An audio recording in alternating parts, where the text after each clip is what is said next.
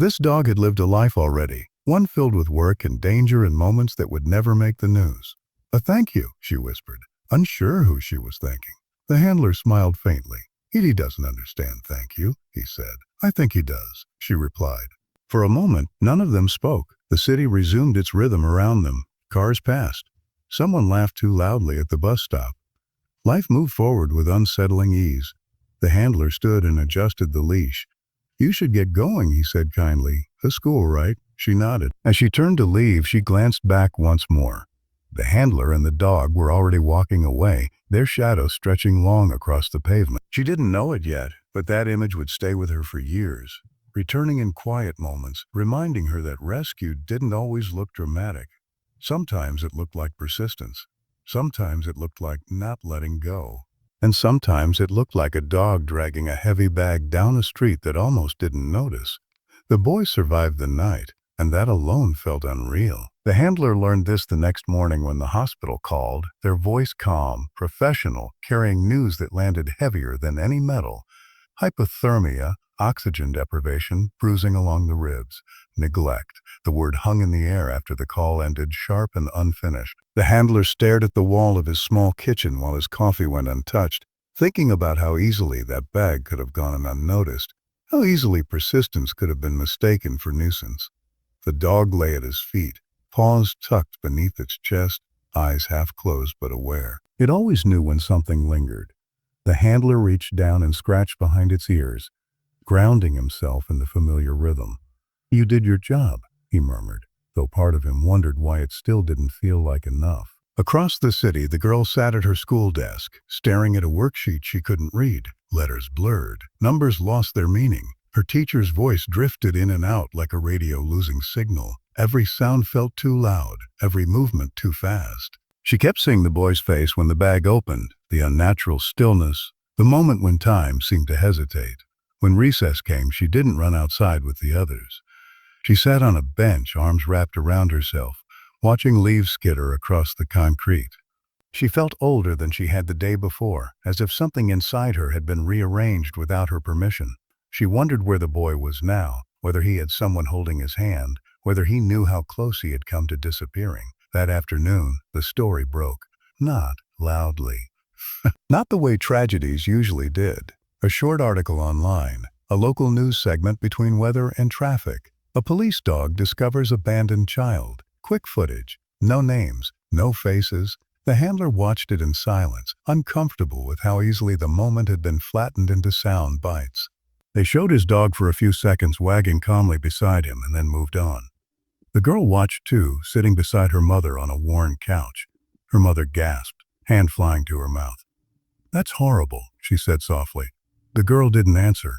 She felt protective of the moment, as if it belonged to her and the handler and the dog alone, as if too much attention might cheapen what had almost been lost. Days passed. The handler returned to work. The city returned to itself, but something had shifted beneath the surface. He found himself watching people more closely, noticing bags left unattended, listening more carefully to his dog's pauses, trusting those pauses more than he ever had. The girl began asking questions about police dogs, about rescue work, about what happened to children who didn't have anyone. Her mother answered what she could, hesitating when answers became complicated. At night, the girl dreamed of zippers and dark spaces and air rushing back into lungs. A week later, the handler stood in a hospital hallway that smelled like antiseptic and coffee. He hadn't planned to come. Officially, he wasn't supposed to. But someone had quietly told him the room number, and his feet had carried him there before his mind caught up. The boy was smaller than he remembered. Lying beneath white sheets, color returned faintly to his cheeks. Machines hummed softly. A social worker sat nearby, speaking in low tones. When the handler stepped inside, the boy's eyes opened slowly, unfocused but alive. The dog sat at the doorway, waiting. The boy's gaze drifted, then settled on the dog. Something flickered. Recognition, maybe, or instinct. His fingers twitched. The handler felt his throat tighten. He didn't speak. He didn't need to. Sometimes survival said everything that words couldn't. Recovery did not happen all at once. It arrived in fragments, measured in quiet victories that rarely made noise. The boy learned to sit up without dizziness. He learned to drink water without coughing. He learned that the room he woke up in was safe. even if his body still flinched at sudden sounds. The doctors spoke in careful optimism, never promising more than they could give. Healing, they said, was not just physical. The handler visited once more, then stopped. He knew when presence became pressure. He trusted the professionals, trusted the system as much as someone like him ever could. Still, every morning before work, he checked for updates. Brief notes passed through official channels. Stable, improving, eating. Words that became anchors. The dog sensed the change in routine. It no longer pulled toward that stretch of street where the bag had been found. The moment had passed, filed away somewhere deeper than memory. But on quieter nights, the dog dreamed, paws twitching, breath quickening, and the handler would wake to the soft sounds and rest a hand against its side until both of them settled again. The girl carried the moment differently. It followed her into classrooms and grocery stores, into the pauses between conversations. She began noticing things she hadn't before. How some adults avoided eye contact. How certain children flinched when hands moved too fast. How silence could feel louder than shouting. She didn't talk about it much. When she tried, words felt clumsy, too small to hold what she'd seen. Instead, she watched. She listened. She learned. One afternoon, weeks later, she saw the dog again. It was outside a community center, sitting patiently beside the handler while people passed in and out. The dog looked the same, but everything else felt different. The girl stopped, heart racing, unsure if she was allowed to approach. The handler noticed her hesitation and smiled, recognition softening his posture. "Hey," he said, "you can say hi." She stepped forward slowly, kneeling just as she had before. The dog leaned in, familiar and steady. She felt the warmth of its presence, the quiet strength beneath the fur. Something in her chest loosened. "Is the boy okay?" she asked, voice careful. The handler nodded. "He's getting there." She smiled then, small but real. "I think you saved him twice," she said. The handler raised an eyebrow. "Twice?" "For the first time," she explained, and then again, by not forgetting about him. The handler didn't respond right away. He hadn't thought of it that way. He looked down at the dog, then back at the girl. Sometimes, he said slowly, and not forgetting is the hardest part. Life moved forward, as it always did. The boy was placed with a foster family, people trained to offer patience and consistency. He learned what it meant to sleep without fear of being hidden away. Some nights were still hard. Some mornings carried shadows. But he was learning to trust air, to trust light. The handler continued working, continued trusting his dog more deeply than ever. He spoke at a training seminar once, telling a room full of officers to listen when their partner insisted, even if it didn't make sense yet. Especially then. The girl grew quieter but stronger. She began volunteering at school programs, sitting with kids who needed company more than answers. She didn't explain why. She didn't need to. Years later, none of them would remember every detail clearly. Memory softened edges, but the truth remained intact. One morning, a dog refused to let go.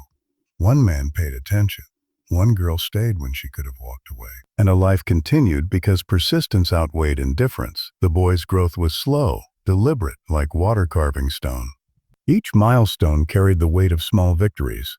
Eating breakfast without gagging, learning to swing a backpack over one shoulder, speaking a sentence without hesitating mid-word. Every achievement was an echo of survival, a testament to the fragility and stubbornness of life. His foster parents documented each one in notebooks, photographing him laughing, eyes bright, a smile returning piece by piece. To them, it was ordinary progress. To him, it was extraordinary. The handler noticed it too. Occasionally, the boy appeared at community events with his foster family, shy at first, hesitant around strangers, yet drawn inexplicably to the dog. The working dog, now older and grayer at the muzzle, maintained a calm distance, observing with the patience born from experience. When the boy tentatively approached, the dog's tail would flick once, acknowledging recognition, then settle, allowing the boy space to bridge the gap. Every touch was careful, deliberate, mutual trust being rebuilt in quiet, wordless steps. The girl continued to follow news of the boy, though she never reached out. She carried him with her silently, like a heartbeat she could not ignore. Her own growth intertwined with the memory of that morning. She started noticing the unnoticed, abandoned toys in alleys, animals left outside in harsh weather, faces of children who had learned to shrink into themselves. The world had expanded in ways she hadn't asked for, filling with urgency and quiet responsibility. She no longer wanted to turn away. One winter afternoon, the girl found herself standing near the park where the boy had once been discovered. Snow fell in light, slow spirals, each flake landing softly, muffling the city's usual clamor. She watched the dog and the handler across the street, helping at a local charity event. For a moment, she thought she saw the boy's shadow among the crowd, taller now, healthier, tentative, but smiling. She froze, breath visible in the cold air, heart skipping. Recognition and relief collided in a single sharp emotion that left her lightheaded. The handler noticed her from across the street, nodding in recognition. His eyes carried a memory of the day the bag had been opened, a day when life had hung by a fragile thread. He waved, the gesture careful, and she returned it, small, almost imperceptible. The dog's gaze followed hers, ears pricked, and in that moment they were all connected again. Silent, tethered by a shared past no one else could fully understand. Inside her chest, the girl felt a swelling that had nothing to do with fear or sorrow. It was a recognition of resilience, of life continuing despite its near erasure. She remembered the helplessness she had felt, the weight of the unknown pressing on her shoulders, and she understood that growth was never linear, never clean. It was messy and uneven, and sometimes frighteningly slow, but when it arrived, it was profound. Across the city, the boy laughed at something mundane, a joke he barely understood, but it rang true in its simplicity. The foster mother watched him, fingers tracing the outline of his hair. The handler's dog lay nearby, alert but peaceful, a living monument to persistence. The dog had not sought praise, had not asked for recognition. It had simply done what it was born to do, refused to give up. The girl lingered, watching the small tableau from across the street. Snow clung to her coat, soaking her gloves, and she didn't care. In that quiet winter light, she realized that life was stitched together from moments like this, fragile threads of trust, vigilance, and care. Moments where attention, no matter how small, could tip the balance between despair and survival. And as the boy waved to someone nearby, the handler straightened beside the dog, and the girl tucked her hands into her pockets. She understood fully for the first time. Life, once nearly lost, could grow again, stronger, quieter, and immeasurably precious. Years later, the memory of that gray morning remained sharp, like a photograph pressed between pages. The girl, now taller, more deliberate in her movements, found herself walking past the same stretch of street where it had all begun. The sidewalk had been repaved, the trees trimmed, the city moving around her with indifferent speed. But she remembered the weight of the bag, the hollow sound of its dragging, the tension in the dog's muscles. She remembered the boy's stillness and the handler's focused calm. She carried all of it quietly, a scar that did not hurt but reminded her of what life could demand. She paused at the curb, heart echoing the rhythm it had decades earlier, as if it remembered that original tremor. Across the street, the handler and his dog were walking slowly, their pace measured, the dog's tail swinging just enough to suggest contentment. The boy ran ahead, now confident, taller than she remembered, laughing at a joke she could not hear. They had built something fragile and extraordinary from a moment that almost destroyed it. The dog paused mid-step and looked back, ears flicked, eyes scanning. In that instant, she understood something she had only felt but never named. Life, like a dog on a leash, could drag you into danger, into uncertainty, but with persistence, trust, and attention, it could also pull you back. She stepped forward, letting the memory and the present merge, letting herself feel the full weight of survival, of rescue, of human connection stretching across years. The boy noticed her then, eyes widening. Recognition flickered, the faint shadow of memory, not fully clear yet wholly understood. He ran toward her, arms outstretched, and she dropped her backpack to catch him in a tight embrace. He laughed, breath coming in short, startled bursts, and she laughed too, tears slipping down her cheeks, warm against the cold air. The handler approached, hand on the dog's head, his expression soft but unmistakably proud. The dog leaned into him, tail wagging slowly, eyes bright, aware of the culmination of years of work, of unspoken patience. The girl knelt beside the boy, brushing snow from his jacket. "You're really okay," she whispered. The words carried the weight of all the mornings she had imagined him lost, of the helplessness she had carried, of the quiet insistence that kept her watching when others had looked away. The boy nodded, small but steady, his eyes bright with understanding. He didn't need to speak. The moment itself was enough. The handler straightened beside them, looking at the girl. "You stayed," he said simply. "You didn't look away. That matters more than anything." The girl nodded, feeling something shift inside her.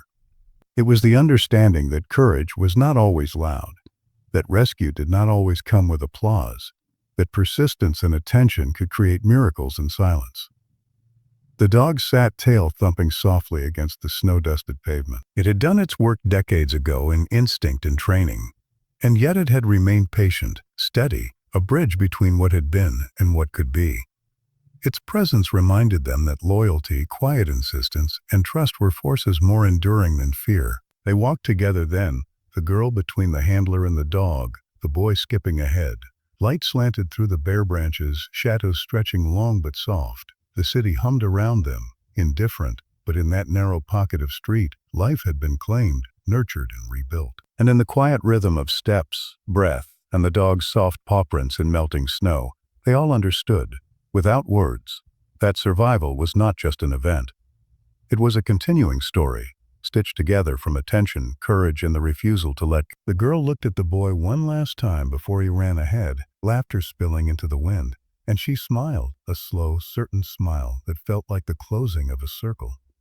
The handler's hand rested briefly on her shoulder, grounding her, acknowledging her role in the fragile chain of persistence. The dog glanced back once, then forward, ready to continue, unbent by time, unbroken by circumstance. The moment stretched and held, a quiet testament to the idea that even in the heaviest, darkest drag of life, there could be light, and sometimes that light came with four paws, steady eyes, and hearts that refused to look away. And as they disappeared down the street together, the girl finally exhaled, letting the weight of years lift, leaving only the enduring pulse of life saved, and lives forever altered by one single act of steadfast attention.